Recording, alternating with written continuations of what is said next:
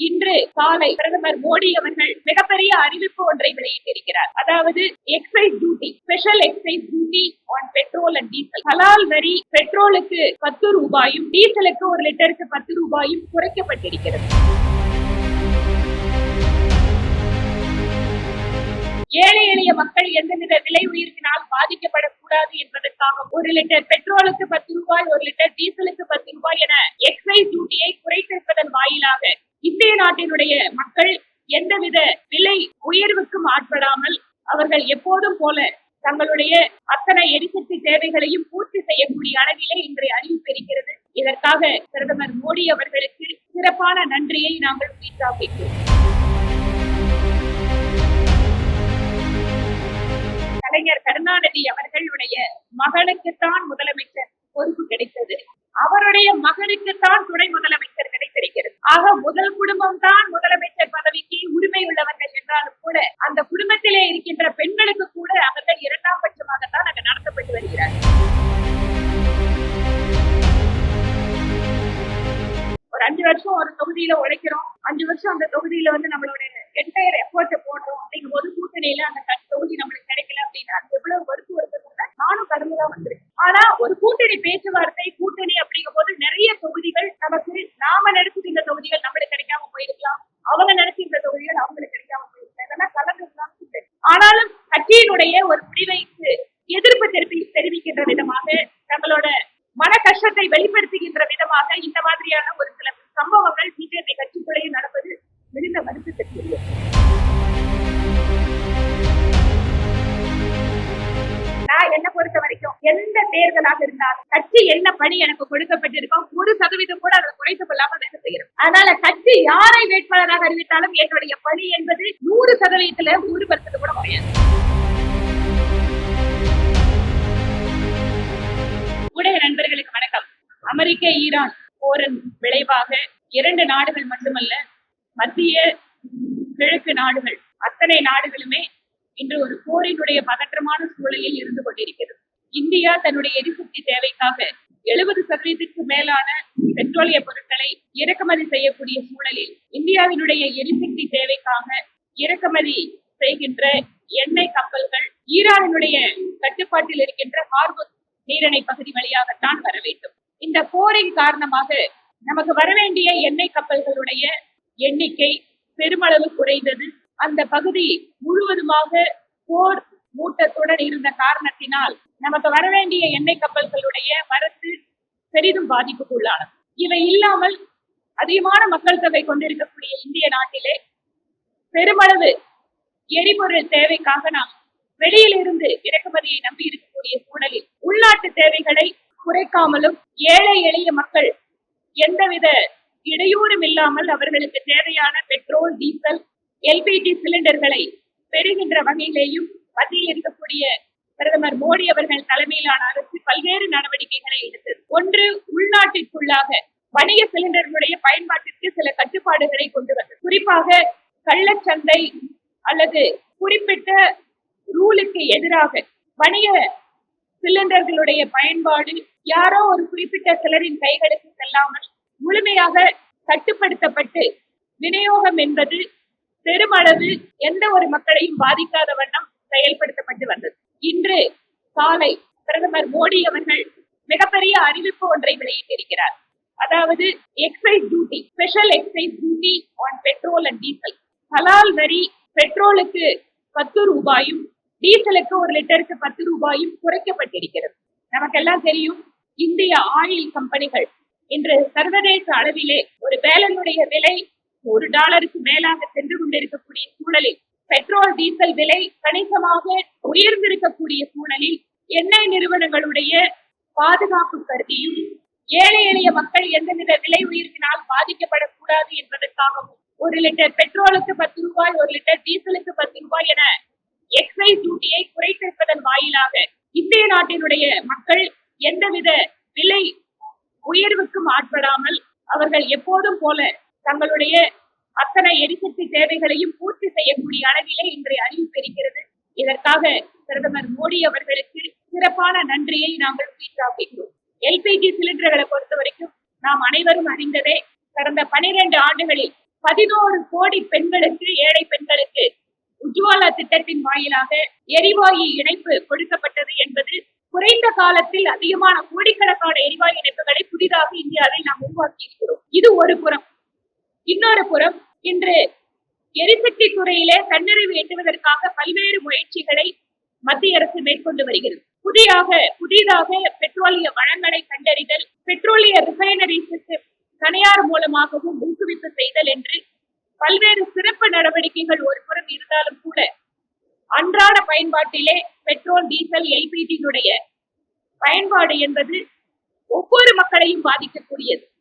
அந்த வகையில் ஏழை எளிய மக்களுடைய துயரை எடுத்துக்கொண்டு அவர்களுடைய இந்த அதிகப்படியான விலையேற்றத்தை அவர்கள் மீது சுமத்தாமல் ஒட்டுமொத்தமாக மத்திய அரசு ஆயில் நிறுவனங்களுக்கு கொடுக்கின்றதை போல இந்த கலால் வரியை குறைத்திருப்பதன் வாயிலாக இந்திய நாட்டினுடைய மக்கள் எரிசக்தி பற்றாக்குறை, எரிசக்தியினுடைய விலை உயர்விலிருந்து காப்பாற்றப்பட்டிருக்கிறார்கள். இதற்காக பிரதமருக்கு நன்றி சொல்வதற்காக தான் இந்த பிரச்சனை. அதாவது அடிப்படையில இருந்து அரசியல்வாதியாக வராமல் டெல்லியில அவருடைய குடும்பத்தினுடைய சிக்கல் காரணமாக டெல்லி அரசியல்வாதியாக அறியப்பட்டனர். ஆனாலும் கூட தனக்கு கிடைத்த வாய்ப்பை சரியாக பயன்படுத்திக் கொண்டு தமிழகத்தினுடைய பிரச்சனைகளை பேசுவதற்கும் அவர்கள் கட்சியினுடைய வளர்ச்சிக்காகவும் உழைத்துக் கொண்டு வருபவர். அவர் மாநில அரசியலுக்கு வந்தால் நாங்கள் வரவேற்கிறோம். ஆனால் திராவிட முன்னேற்ற கழகத்திலே சமூக நீதி, பெண் உரிமை என்று பேசக்கூடிய கட்சியிலே ஒரு முதலமைச்சருடைய மகன் தான் துணை முதலமைச்சராக வேண்டும் என்பதைத்தான் இதுவரை வைத்திருக்கிறார். கலைஞர் கருணாநிதி அவர்களுடைய மகனுக்குத்தான் முதலமைச்சர் பொறுப்பு கிடைத்தது, அவருடைய மகனுக்குத்தான் துணை முதலமைச்சர் கிடைத்திருக்கிறது. ஆக முதல் குடும்பம் தான் முதலமைச்சர் பதவிக்கு உரிமை உள்ளவர்கள் என்றாலும் கூட அந்த குடும்பத்திலே இருக்கின்ற பெண்களுக்கு கூட அவர்கள் இரண்டாம் பட்சமாகத்தான் அங்க நடத்தப்பட்டு வருகிறார். அது கவர்மெண்டோட முடிவை பொறுத்தது. ஏன்னா அந்த நேரத்துல பெட்ரோல், டீசல் விலை எந்த அளவுக்கு சர்வதேச அரங்குல இருக்கும் அதை பொறுத்து நிச்சயமாக இன்னைக்கு இருக்கக்கூடிய ஃபேக்டரி போர் சூழல், போர் எப்ப நிறுத்தப்படுவாங்க தெரியாது. நீங்க நம்மள மாதிரியே இருக்கிற பக்கத்துல இருக்கிற ஆசிய நாடுகளை எடுத்துக்கொண்டார் என்று எந்த அளவிற்கு பெட்ரோல், டீசல் விலை உயர்ந்திருக்கிறது, எல்பிஜி சிலிண்டர் பற்றாக்குறை காரணமாக எந்த அளவுக்கு மக்கள் பாதிக்கப்பட்டிருக்கிறார். இதையெல்லாம் பக்கத்துல இருக்கிற நாடுகளோட கம்பேர் பண்ணும்போது ஏன் அதை சொல்றேன் அப்படின்னா, இந்திய நாட்டில் கிடைக்கின்ற பொருள் அல்ல எரிபொருள் என்பது, முழுக்க முழுக்க வெளிநாட்டை நம்பி இருக்கக்கூடிய சூழல். அப்படி இருக்கின்ற பொழுது இன்று இந்த நடவடிக்கை என்பது, ஏனென்றால் யாருக்கும் தெரியாது இந்த போர் எப்ப முடியும், இது என்ன இன்னும் வேற விதமான இம்பாக்ட உருவாக்கும். நாம பெட்ரோல், டீசலை மட்டும்தான் நம்ம நினைக்கிறோம். ஆனா இதனுடைய தொடர்ச்சியாக ரா மெட்டீரியல், எத்தனையோ பொருட்கள் அந்த எரிபொருள் இருந்தா ரா மெட்டீரியல் வர வேண்டி இருக்கு. ஏன் நம்ம கோயம்புத்தூர் பகுதியில எத்தனையோ தொழிற்சாலைகள், எரிபொருளுடைய தேவைகள் அவர்களுக்கு பல்வேறு விதங்களில் தேவைப்படுகிறது. ஆக இதையெல்லாம் மனதில் வைத்து பார்க்கும்போது இது உடனடி நடவடிக்கை. ரொம்ப சென்சிட்டிவிட்டியோட சென்ட்ரல் கவர்மெண்ட் இந்த டெசிஷன் எடுத்து மக்கள் போராட்டம் பண்ணி, அசோசியேஷன் ரெப்ரசன்டேஷன் பண்ணி, இல்ல ஒரு 20 நாள் பேச்சுவார்த்தை பண்ணி, இல்ல பெட்ரோல் டேங்கர் எல்லாம் ஸ்ட்ரைக் பண்ணி எதுவும் நடக்கல. மக்கள் கஷ்டத்தை புரிஞ்சுட்டாரு பிரதமர் மோடி, உடனடி நடவடிக்கை எடுத்திருக்காரு. எப்போ குறைக்கப்படும், எப்போ உயர்த்தப்படும் அப்படிங்கிறது நம்ம கையில் இல்லை. ஆனா இன்று இருக்கக்கூடிய இந்த சூழலில் இது மிகப்பெரிய நடவடிக்கை. கொடித்தேவனுடைய ரெப்ரசன்டேஷன், திருப்பூர் எக்ஸ்போர்ட்டர்ஸ் அசோசியேஷன், இது எல்லாமே மினிஸ்டருக்கு நாங்க அதை கம்யூனிகேட் பண்ணிட்டு இருக்கோம். அதனாலதான் அந்த நிலைமை சீராக்கிறதுக்காக தான் இவ்வளவு நடவடிக்கை எடுத்திருக்கு கவர்மெண்ட். அதாவது தேசிய ஜனநாயக கூட்டணி எந்த அளவிற்கு தங்களுடைய கூட்டணியை ஒற்றுமையாக வைத்திருக்கிறார்கள், எவ்வளவு சுமூகமாக வைத்திருக்கிறார்கள் என்பதை கடந்த சில நாட்களாக பார்க்க முடியும். தொகுதி பங்கீடு சுமூகமாக முடிந்தது. 48 மணி நேரத்திற்குள்ளாக என்னென்ன தொகுதிகள் என்பதை அதிமுகவினுடைய தலைமை அலுவலகத்தில் அறிவித்தார்கள் கூட்டணி கட்சி தலைவர்களோடு. இப்போது வேட்பாளர் பட்டியலையும் துவக்கி அதிமுக இப்போது பிரச்சாரத்தையும் துவக்கிவிட்டார்கள். அதனால மற்ற கூட்டணி கட்சிகளும் வேட்பாளர்களை அறிவிச்சிருக்காங்க. தேசிய ஜனநாயக கூட்டணி தேர்தலிலே முன்னிலையை நோக்கி நகர்ந்து கொண்டிருக்கிறது. தெளிவாக, உறுதியாக, மக்கள் கருத்துக்கு ஏற்ப மக்களுடைய பிரச்சனைகளை எதிரொலிக்கின்ற வகையிலே வெகு வேகமாக தேர்தல் களத்திற்கு வந்து கொண்டிருக்கிறது தேசிய ஜனநாயக கூட்டணி. இன்று அண்ணா திராவிட முன்னேற்ற கழகத்தின் வேட்பாளர்களாக அறிவிக்கப்பட்டிருக்கக்கூடிய அத்தனை சகோதர சகோதரிகளுக்கும் எங்களுடைய மனப்பூர்வமான வாழ்த்துக்கள். இல்ல நானும் அந்த வீடியோவை நான் பார்த்தேன். ஒவ்வொரு தொகுதியிலுமே வேலை செஞ்சவங்களுக்கு ஒரு பெரிய மனம் இருக்கு. எனக்கும் அந்த வழி இருந்திருக்கு. நானும் இதெல்லாத்தையும் தாண்டி தான் வந்திருக்கேன். ஒரு 5 வருஷம் ஒரு தொகுதியில உழைக்கிறோம், 5 வருஷம் அந்த தொகுதியில நம்மளோட என்டையர் எஃபோர்ட்டை போடுறோம் அப்படிங்கும் போது கூட்டணியில அந்த தொகுதி நம்மளுக்கு கிடைக்கல அப்படின்னா எவ்வளவு வருத்தம் இருக்கிறத நானும் கடந்துதான் வந்திருக்கேன். ஆனா ஒரு கூட்டணி பேச்சுவார்த்தை, கூட்டணி அப்படிங்கும் போது நிறைய தொகுதிகள் நமக்கு, நாம நினைச்சிட்டு இந்த தொகுதிகள் நம்மளுக்கு கிடைக்காம போயிருக்கலாம், அவங்க நினைச்சு இந்த தொகுதிகள் அவங்களுக்கு கிடைக்காம போயிருக்கலாம். இதெல்லாம் கலந்துதான். ஆனாலும் கட்சியினுடைய ஒரு முடிவைக்கு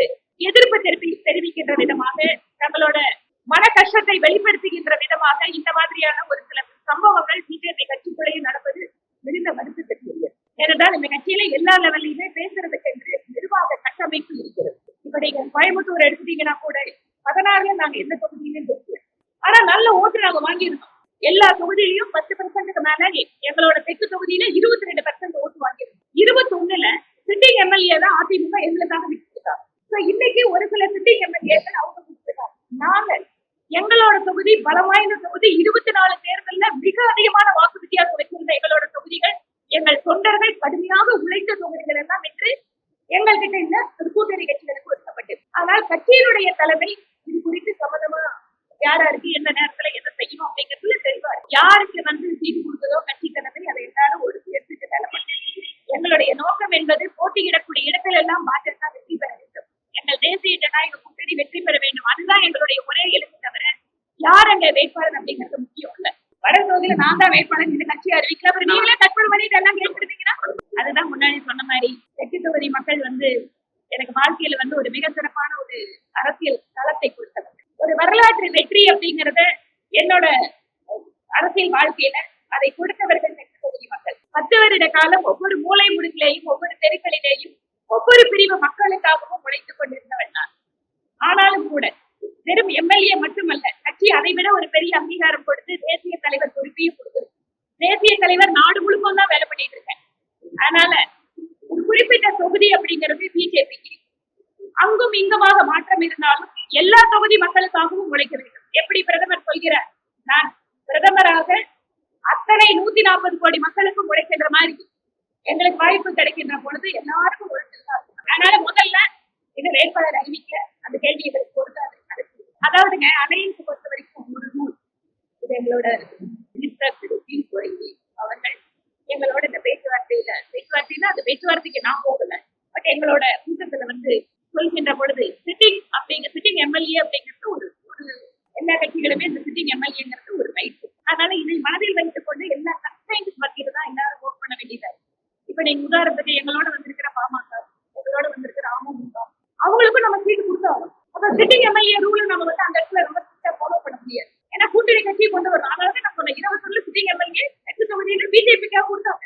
அதனால சில நேரங்கள்ல இந்த மாதிரியான விட்டு கொடுத்தல் 2 பக்கம் வரும்போது உண்மையாக உழைத்த தொண்டர்களுக்கு கடுமையான மனக்காயம் வரும். அதனாலதான் சில நேரங்கள்ல ஒரு சிலருக்கு எம்பி பதவி கொடுப்பாங்க, ஒரு சிலர் கட்சி பொறுப்பு கொடுப்பாங்க, கட்சியில உயர்ந்த பொறுப்பு கொடுப்பாங்க. ஆனா தேர்தலில் சில நேரத்துக்கு வாய்ப்பு இருக்காது. அதே போல அரசாங்கத்துல இருக்கும்போது அரசாங்க பதவிகள் இன்னைக்கு எத்தனையோ பேர் இருக்காங்க. கோயம்புத்தூர்ல கூட எத்தனையோ கமிஷன்ல கமிட்டில எல்லாம் பிஜேபி காரர்களுக்கு இருக்காங்க. அதனால எல்லாருக்கும், அதாவது நான் வரும்போது ஏதோ ஒரு படிச்சேன், பூக்கின்ற பூக்கள் எல்லாம் கனிகளாம் இல்லை. அந்த மாதிரிதான் ஒரு சிலருக்கு வாய்ப்பு கிடைக்குது, ஒரு சிலருக்கு வாய்ப்பு கிடைக்கல. நான் அதனாலதான் சொல்றேன், அவங்களுக்கு ஒரு அட்வான்டேஜ் என்ன இருக்கு, அவங்க கிட்ட அமைச்சர்கள் இருக்காங்க. அமைச்சர்கள் அந்த தொகுதியில 2 தடவை 3 தடவை ஜெயிச்சிருக்காங்க. அப்போ நேச்சுரலா அவங்களுக்கு ஒரு சார்பில் சிட்டி எம்எல்ஏங்கிற போது அவங்க இருந்தாங்க. அப்படிதான் அது இங்க இருக்கக்கூடிய உங்களோட மீடியா நண்பர்கள் 2016ல இருந்து என்ன பார்த்துட்டு இருக்கு. நாம எத்தனை எலெக்ஷன் பார்த்திருக்கோம்? 19 பார்த்தோம், 21 பார்த்தோம், 24 பார்த்தோம், இப்ப 26 வந்திருக்கோம். நீங்க இந்த கேள்வி கேட்கறதே எனக்கு ரொம்ப சங்கடமா இருக்கு. நான் என்ன பொறுத்த வரைக்கும் எந்த தேர்தலாக இருந்தாலும் கட்சி என்ன பணி எனக்கு கொடுக்கப்பட்டிருக்கோம் 1% கூட அதை குறைத்துக் கொள்ளாம வேலை செய்யறோம். அதனால கட்சி யாரை வேட்பாளராக அறிவித்தாலும் என்னுடைய பணி என்பது 100%ல 1% கூட குறையாது. உங்களோட கற்பனை பிறகு இப்போதைக்கு தட்டிட்டு இருக்க, கட்சி குடி வெடிக்கிற வரைக்கும் இருக்கட்டும். பாஜக வேட்பாளர் பட்டியலுக்கு வேட்பாளர்களை அதாவது பரிசீலிக்கின்ற கூட்டங்கள் எல்லாமே இது வரைக்கும் நடத்துற தேதி அப்படிங்கிறதும் அறிவிக்கப்படல. ஏனென்றால் தேசிய கட்சியாக இருக்கின்ற எங்களுக்கு என்று சில முறைகள் இருக்கிறது. மாநிலத்தில் இருக்கக்கூடிய கமிட்டி என்பது அவர்கள் ஒவ்வொரு தொகுதிக்கும் 3 நபர்களுடைய பெயர் பட்டியலை தேடி காட்ட வேண்டும். டெல்லியில இருக்கின்ற மத்திய தேர்தல் குழு பரிசீலித்து வேட்பாளர்களை அறிவிக்கும். அந்த ப்ராசஸ் இப்ப நடக்க ஆரம்பிக்கும். இன்னும் அநேகமா ஒரு 2-3 நாள் இதுல நடக்கும். மணிக்கணக்கெல்லாம் எனக்கு தெரியாது. ஓகே, முடிச்சுக்கலாமா? நன்றிங்க.